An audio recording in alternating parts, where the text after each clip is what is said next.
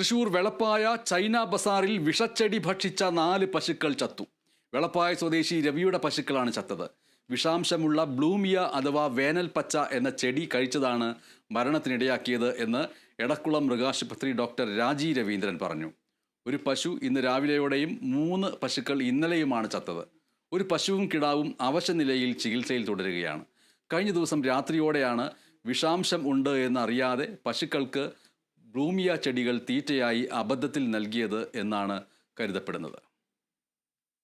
ഒരു 11 ഒരു പശു പെട്ടെന്ന് മരി വയ്യണ്ടേ, ഈ ഒരു വേറെയിൽ മരി വന്നിട്ട് അങ്ങനെ വന്ന് ഒരു മണിക്കൂർ കഴിഞ്ഞപ്പോൾ മറ്റേ പശു മരി അങ്ങനെ അതും വീണ് കയ്യും കാലിട്ട് അടിച്ചു തുടങ്ങി.